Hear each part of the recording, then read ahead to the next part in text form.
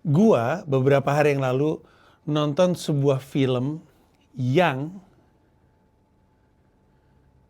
membuat gue nangis, tapi bukan hanya karena adegan yang gue lihat di bioskop.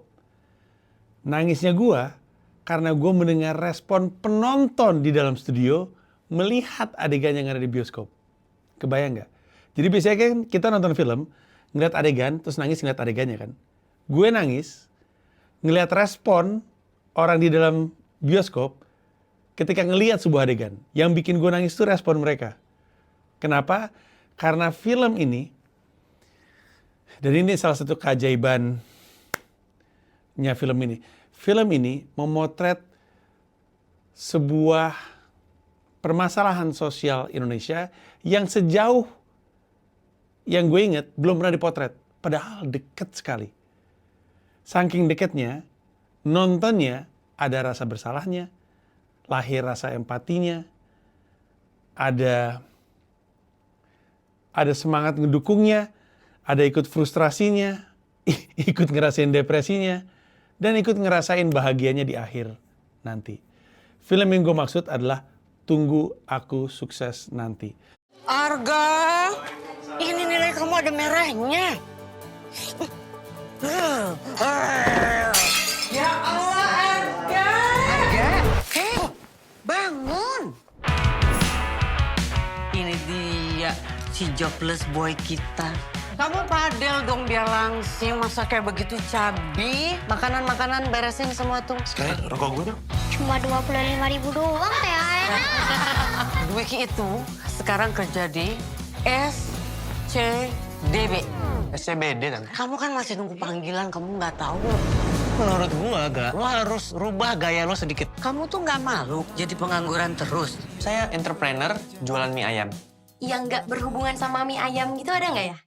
Pangsit. Lo jadi sales perumahan aja, gak? Gue jual dasarnya susah, mau jual rumah. Busui friendly, bunda-bunda. Harusnya kan kamu itu ngebantu, bukan jadi beban. Ku belajar banyak. Tanya kan roda itu berputar ya. Tapi kok gue kayak di bawah mulu. Motor mau bapak jual buat bayar semesteran Alma. Kenapa ya soal bokap sama nyokap gue yang disuruh-suruh? Karena kami yang paling gak punya apa-apa. Dosa jawabin orang tua kayak gitu. Biarin, nggak lancar nanti rezekinya.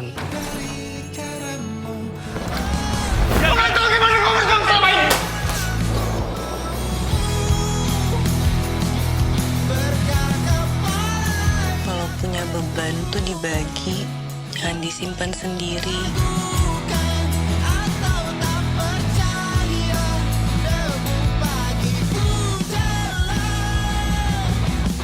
Gue beli omongan mereka. Pelan pasti ku kabulkan. Ryan? Yes, sir. Here. Take care. Thank you kali maksudnya. My bad. Film yang merupakan satu dari sejumlah film Lebaran yang bertarung kemarin dan masih tayang sampai dengan sekarang. Film ini gua tonton karena ini preferensi pribadi ya. Film ini gue tonton karena gue pengen nonton film-film Lebaran sebenarnya asalnya. 3 film yang gue incer. Nawila, Tunggu Aku Sukses Nanti, sama Pelangi di Mars. Cuman pas gue nyampe Jakarta lagi, Pelangi di Mars sudah sisa 1 bioskop dan sisanya film horor. Saya kan agak kurang nyaman nonton film horor. Jadilah 2 ini yang gue tonton, Nawila sama Tunggu Aku Sukses Nanti. Nawila juga akan ada reviewnya, sekarang ini dulu. Ini film, gue tuh kagum sekali. Film di Indonesia kan ada ribuan kali ya. Ada berapa ribu sih film yang pernah dibuat di Indonesia? Film ada banyak banget lah. Gue tuh kagum bagaimana film ini masih bisa menemukan satu lagi aspek dari budaya dan sosiokultural Indonesia yang belum sempat diekspos. Ada di sekitar kita, tapi belum ada yang ngambil. Setidaknya menurut gue, sejauh yang gue lihat tuh kayaknya belum pernah ada yang ngambil. Yaitu fenomena di setiap keluarga, pasti ada satu keluarga yang ekonominya paling sederhana, yang akhirnya jadi orang yang disuruh-suruh. Gue gak bisa ngomong mewakili banyak orang, tapi gue tahu di keluarga gue, di keluarga orang-orang yang di sekitar gue itu ada kayak gitu. Di keluarga nih ada yang kaya, ada yang miskin. Yang miskin pas lebaran pasti cuci piring di belakang. Ya, lu tau kayak, nah ini film itu memotret tentang ini. Betapa dekat gitu dengan kehidupan kita. Antara lu tahu keluarga yang dimaksud atau lu adalah bagian dari keluarga yang dimaksud. Sehingga antara lu kemudian dibawa menyelami keresahan keluarga seperti itu, atau lu merasa keresahan lu diwakili sama film ini. Gue suka banget sih film ini. Film ini kita ngomongin sinopsis dulu ya. Intinya ada film ini dibuka dengan chapter. Bukan film ini dibuka dengan chapter. Film ini memiliki chapter. Chapternya adalah lebaran per tahun. Lebaran tahun sekian, lebaran tahun sekian, lebaran tahun sekian, lebaran tahun sekian. Setiap chapter itu mewakili progresi dari karakter utamanya, yaitu Arga diperankan oleh Ardit Erwanda. Si Arga adalah anak tertua dari keluarga yang kerjanya tiap lebaran disuruh nyuci piring. Jadi setiap kali lebaran nih, ibunya disuruh nyuci piring, bapaknya disuruh-suruh beli rokok, beli ini, beli itu. Nah dia anaknya tuh. Dia anak pertamanya, terus dia punya adik perempuan.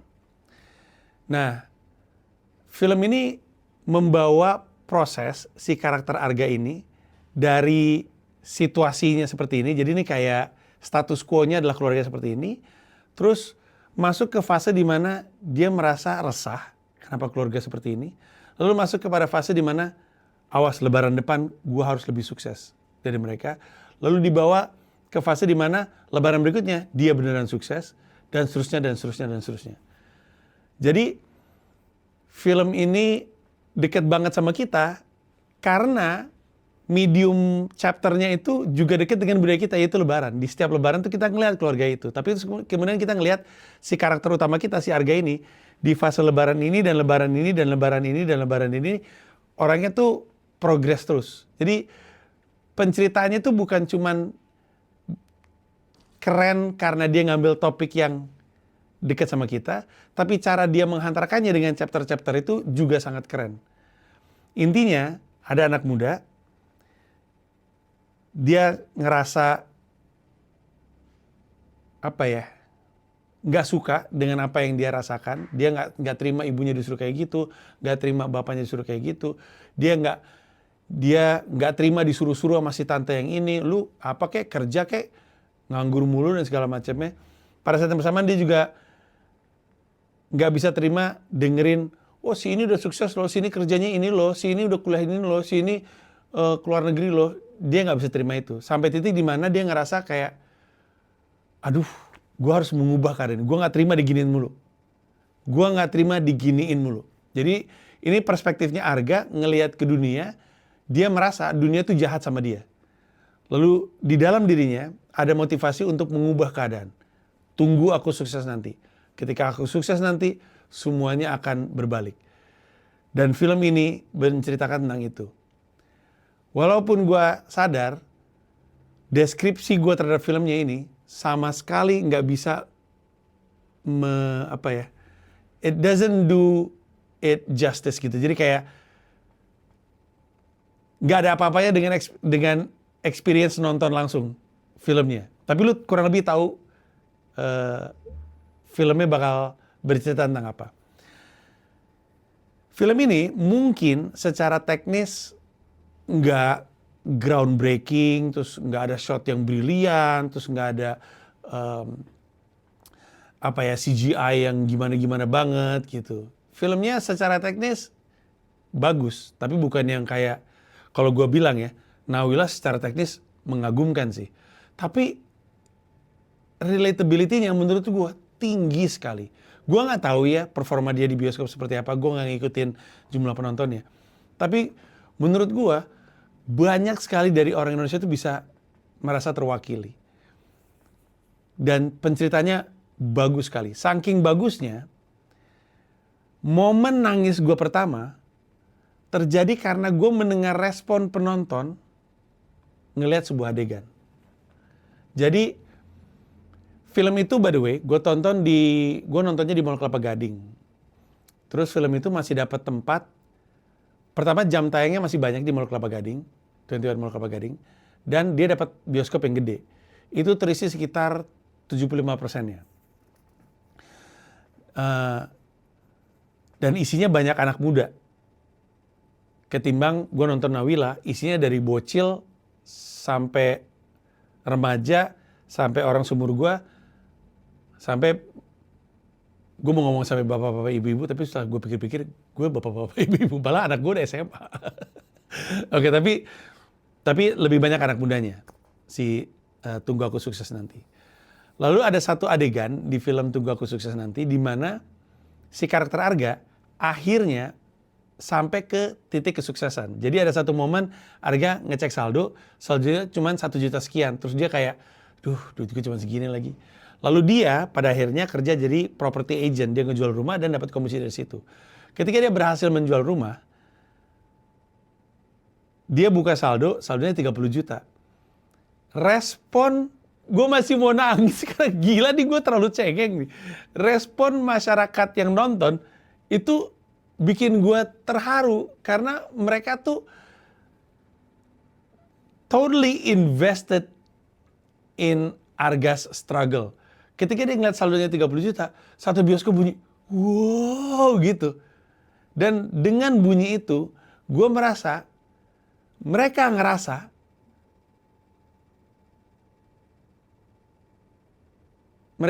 bahagianya Ardit menang. Jadi, gak tahu ya, itu bikin gue terharu gitu. Karena gue tahu perasaan itu juga. Gue juga ada masa-masanya yang gak pernah punya tabungan, saldo cuma segini, terus tiba-tiba kita buka rekening, saldo gue bisa segini juga ternyata. Gue tahu perasaan itu. Dan duduk di bioskop bersama dengan orang-orang yang ada di fase itu, membuat gue terharu. Di detik itu, gue berhenti sebentar menikmati filmnya, dan mendoakan semua orang yang ada di bioskop, supaya semua orang bisa mencapai kesuksesan itu. Nangis kedua gue adalah ketika, nggak jauh dari adegan itu, adalah ketika si Arga nyamperin ibunya yang diperankan oleh Lulu Tobing. By the way, Lulu Tobing. Terus si karakter Arganya ngeluarin duit, Bu, nih pegang. Nih, udah ibu terima aja. Ya ampun, Arga ini dari mana? Ini duit buat ibu. Ini nggak ada apa-apanya lagi. Terus ibunya nangis, Arganya happy. Respon penonton yang lihat adegan itu, lagi-lagi penontonnya tuh deeply invested in the story, in Arga's struggle, sehingga setiap ada kebahagiaan, bioskop itu ngerespon. Dan responnya itu lagi-lagi bikin gue nangis. Tapi bukan cuma di hal-hal positif. Satu bioskop itu bisa ngerasain frustrasinya karakter Arga. Jadi ketika lagi bahagia, bioskopnya ngerespon, pas lagi frustrasi, bioskopnya juga ngerespon. Dan disitulah gue sadar betapa bagusnya bukan hanya penceritaan, tapi penyutradaraan dari film ini. Film ini disutradarai oleh Naya Anindita, ditulis oleh Naya Anindita dan juga Evelyn Afnilia. Menurut gua, penceritaan, penyutradaraan, top notch. Top notch. Mungkin gua bukan orang yang tepat ya, karena gue cuma pernah bikin 2 buah film, tidak laku pula, tapi bagus kalau menurut saya. Dan gue banyak menilai dari sudut pandang seorang penonton bioskop atau penonton film. Menurut gue, cerita dan penyutradaraan dalam konteks bagaimana seorang sutradara mengarahkan pemainnya dan menggambarkan sebuah adegan, menurut gue top notch. 10 dari 10 kalau menurut gue. Departemen lain yang menurut gue skornya 10 dari 10 adalah casting. Karena castnya bagus banget. Mau itu yang pemeran utama, pemeran pendukung, atau cameo, semuanya across the board bagus banget. Ardit Erwanda. Bagus banget. Gue pernah nggak ya ngelihat Ardit Erwanda jadi pemeran utama atau setidaknya dialah yang menggendong filmnya secara keseluruhan. Kayaknya mungkin gue nggak familiar dengan banyak filmnya Ardit, tapi di sini menurut gua kalau Ardit sempat merasakan beban menjadi pemeran utama film ini, gue bisa ngebayangin. Karena memang film ini bertumpu pada kemampuan aktingnya Ardit Erwanda. Dan di film ini, Ardit Erwanda menggambarkan range-nya sebagai seorang aktor. Lucu udah pasti, drama bagus banget. Ada satu nama yang juga komedian, tapi ketika main drama bagus banget, itu adalah Ge Pamungkas. Gue nggak tahu lu familiar atau enggak, tapi Ge Pamungkas kalau main drama bagus banget. Nah ini Ardit Erwanda main drama bagus banget. Ya ampun bagus banget. Kita tahu kalau soal lucu-lucuan Ardit oke lah. Bahkan salah satu yang bikin gue happy nonton apa tuh film zombie yang ada di Netflix itu Ardit Erwandanya. Ardit Erwandanya bagus banget. Tapi gue baru pertama kali terpapar Ardit megang drama dan bagus banget. Ketika adegannya membutuhkan dia sedih, kita dapat dari aktingnya Ardit. Ketika karakternya atau adegannya menghadirkan perasaan frustrasi, kita dapat juga. Ketika kita dihadirkan adegan sebuah kemarahan, kita kena juga marahnya. Ikut marah, ikut ngerasain marahnya dia. Dan Ardit sangat sukses menggendong film ini. Sebagai pemeran utamanya, Ardit sangat-sangat sukses. Dan yang main jadi bapak ibunya, Aryo Bayu dan juga Lulu Tobing. Itu juga, oh ya, pertama-tama gue sempat sebel sebenarnya. Kok Aryo Wahab. Kok Aryo Wahab sama Lulu Tobing jadi orang tua orang seumur Ardit? Mereka kan seumur gua. Terus gue pikir, oh tapi kan anak gue juga tua juga. Tapi dua-duanya mainnya bagus juga. Aryo Wahab sebagai Yudi, gue baru tahu nama bapaknya Yudi. Aryo Wahab sebagai Yudi mainnya bagus. Mainnya mumpuni.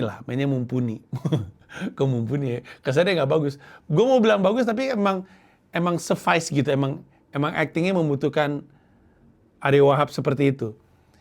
Lulu Tobing juga mainnya bagus banget. Gue udah lama kayaknya nggak ngeliat Lulu Tobing. Tapi di beberapa film belakangan ini kayaknya banyak Lulu Tobingnya deh. Tapi di situ gue ngeliat Lulu Tobing juga, aduh, Lulu Tobing. Terus yang juga bagus adalah yang main jadi adiknya Arga. Yang luwes banget, kayak nggak tahu ya. Gue jarang ngelihat dia di film. Bahkan mungkin ini film pertama yang gue ngelihat dia. Tapi dia mainnya luwes banget. Bagus banget. Dan gue nangis juga dengar kalimatnya dia. Sekilas mungkin karakter adiknya si Ardit ini nggak dianggap sebagai karakter yang punya peran penting di penceritaan. Tapi dia deliver salah satu line paling krusial. Dan saking bagusnya menurut gua, dan mungkin karena kebantu penyutradaranya juga ya, emang di-setup dengan baik. Tapi ketika ada karakternya si adiknya Ardit, itu dia ngomong satu kalimat. Kalimatnya adalah, aku mau kayak Kak Arga. Nangis gua. Gue juga gak ngerti kenapa. Tapi pas dia ngomong, pokoknya intinya dia berterima kasih sama si Arga, terus dia bilang, aku juga mau kayak Kak Arga. Kalimat itu dia deliver dengan sangat-sangat baik. Sampai titik dimana gue merasakan ketulusan itu. Gue merasakan ketulusan seorang adik yang ngeliat kakaknya, gue pengen kayak lu. Sampai nangis gue. Walaupun emang gue cengeng gitu. Tapi dia juga mainnya bagus. Yang main jadi sahabat-sahabatnya Arga, yaitu Reza Candika sebagai Wicak dan Vita Anggriani sebagai Fani, itu juga mainnya bagus. Si Fani ini, jadi si Arga ini punya dua teman. Wicak, Reza Candika, sama si Fani. Si Fani ini ceritanya orang yang kaya, Wicak nih nggak terlalu tergambarkan status ekonominya seperti apa. Tapi dinamika antara mereka bertiga juga bagus sekali. Reza Candika, gua nggak kaget kalau dia semakin banyak dapat kesempatan untuk main film. Karena menurut gua mainnya bagus banget. Mungkin dia hanya dinilai sebagai comic relief-nya, pencipta kelucuan di situ. Tapi dia mainnya bagus menurut gue. Gue nggak tahu prediksi gue ya. Prediksi gue si Reza Candika ini dikasih bobot drama juga bisa sukses deh. Ini juga mainnya bagus. Yang main Sarah Sechan sebagai Tante Yuli mainnya juga bagus. Terus ada beberapa karakter kayak neneknya mainnya bagus banget, ya ampun. Yang main jadi neneknya bagus banget. Tapi ya beliau juga aktor senior ya, mainnya bagus banget. Bagus semua. Jamie Aditya main juga di situ, bagus. Terus yang main jadi Tante Yara nih, Renita Sari Adrian juga bagus. Bagus semua. Yang nggak bagus cuman Soleh Solihun. Karena Soleh Solihun juga tidak dibutuhkan untuk bagus. Ya gitu aja cukup. Soleh Solihun di mana-mana kan Soleh Solihun. Soleh Solihun mainnya bagus di situ. Tapi ya cukup segitu aja. Maksud gue nggak overwhelming bagus lah gitu. Bagus semua. Indra Brasko juga main di situ. Bagus mainnya. Siapapun yang megang casting di film ini sukses menurut gue. Karena semuanya bukan cuma tepat, tapi semua juga mainnya bagus. Bagus semuanya. Termasuk cameo-nya. Ini cameo-nya gue sebut aja ya. Ini jadi mini spoiler, tapi udahlah ya. Cameo-nya nih. Enzi Storia, Yono Bakri. Yono lucu banget di sini. Terus ada Sheila Dara, ada Zawin lucu banget. Ada Ari Kriting, ada Tara Basro, ada Vidi Aldiano almarhum, dan ada Pevita Pierce. Pemunculan mereka semua juga tepat sekali. Mereka dikasih karakter yang tepat, mereka dikasih porsi yang tepat, dan pemunculan mereka juga tepat. Bagus banget. Jadi secara film, secara penyutradaraan dan cerita 10 dari 10, secara casting menurut gue 10 dari 10. Gue sih kalau lu punya waktu untuk tonton film ini deh. Karena di akhir film ini, gimana cara ngomongnya? Film itu kan bukan hampir, tapi kebanyakan film itu membawa kita dalam perjalanan seorang karakter untuk mengejar apa yang dia mau, walaupun pada akhirnya dia diberikan apa yang dia butuhkan. Jadi perjalanan filmnya si karakter ini ngejar apa yang dia mau, tapi pada akhirnya dikasih apa yang dibutuhkan. Menurut gua, kita mesti nonton film itu karena kita semua juga kejebak sama kemauan yang sama dengan si Arga. Pada akhirnya menurut gua, kita semua juga harus dikasih sesuatu yang ternyata Arga butuhkan. Semoga lu nangkep ya. Kita semua tuh pengen apa yang Arga mau. Tapi kita semua sebenarnya harusnya dapat apa yang Arga butuh. Yang pada akhirnya di akhir film dikasih tahu juga. Gue nggak pengen mengganggu kenikmatan nontonnya soalnya. Cuman menurut gue kita mesti nonton. Menurut gue selesai nonton Tunggu Aku Sukses Nanti, kita akan jadi orang yang lebih baik. Kaget kan lu? Nonton film berharap terhibur, keluar-keluar jadi orang yang lebih baik. Tapi menurut gue itu adalah salah satu yang didapat. Makanya film ini bagus sekali. Kendatipun film ini sangat formulaik ya. Istilahnya tuh film ini sangat taat mengikuti kaidah-kaidah penceritaan. Saking taatnya ketika lagi ngikutin film, mungkin karena gue juga tahu ya soal penulisan naskah dan penceritaan. Saking formulanya, ketika nyampe satu titik, gue tuh langsung cemas. Pasti ada sesuatu nih. Jadi udah agak bisa menebak. Cuman nggak tahu apa yang akan terjadi. Ketika konfliknya kebuka, gue langsung A, iya deng, benar sesuai dengan formulanya, agak ketebak. Tapi B, oh ternyata ini konfliknya. Dan jadi pengen tahu ujungnya seperti apa. Kalau kata Radit kan, penceritaan itu kan ada karakter, tujuan, rintangan. Nah itu juga sama tuh, si Arga punya tujuan, tapi dia dihalangi sama sesuatu. Ceritanya jadi nikmat, ngikutin proses dia melawan semua rintangan-rintangan itu, menuju tujuan dia, hanya untuk kemudian menyadari, ternyata bukan itu yang dia butuhkan. Setelah dia dapat apa yang dia pengen, ternyata bukan itu, deng. Ada sesuatu yang lain. Intinya, kalau lu punya duit, tonton film ini. Film ini bagus sekali. Lulu Tobing. Tapi menurut gua, film ini akan lebih ngasih lu makna kalau film ini tapi gue mau ngomong kalau film ini ditonton bersama dengan keluarga, tapi nggak juga sih. Gue perhatiin kebanyakan yang nonton kemarin tuh nonton sama teman-temannya. Jadi mungkin nonton sendiri oke, nonton sama teman-teman oke, nonton sama keluarga oke. Karena sama siapapun lu nonton film itu akan mewakili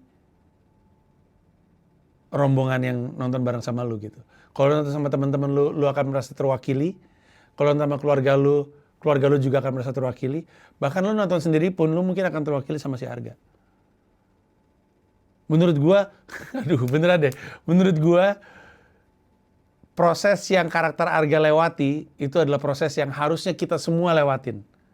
Tapi mungkin pengalaman hidup kita nggak ngasih itu. Sehingga kita belajar dari pengalaman hidupnya Arga. Bagus deh. Bagus. Silakan ditonton film Tunggu Aku Sukses nanti. Dan gue mendoakan yang terbaik terhadap film ini. Bukan cuma karena ini sebagai hiburan sangat-sangat bagus. Tapi sebagai... I really hate saying this. Tapi sebagai pembelajaran, film ini juga sangat-sangat ngasih ilmu yang bermanfaat untuk kita di kehidupan kita. Itu aja dari gue. Apresiasi gue untuk semua yang ada di film Tunggu Aku Sukses nanti, entah itu sutradara, penulis, pemerannya, Lulu Tobing, krunya. Selamat untuk kalian semua. You deserve to be proud of what you have created. Dan makasih udah membuat gue merasa bahagia nonton film ini. Thank you. Untuk yang lain, silakan berangkat ke bioskop. Bye-bye.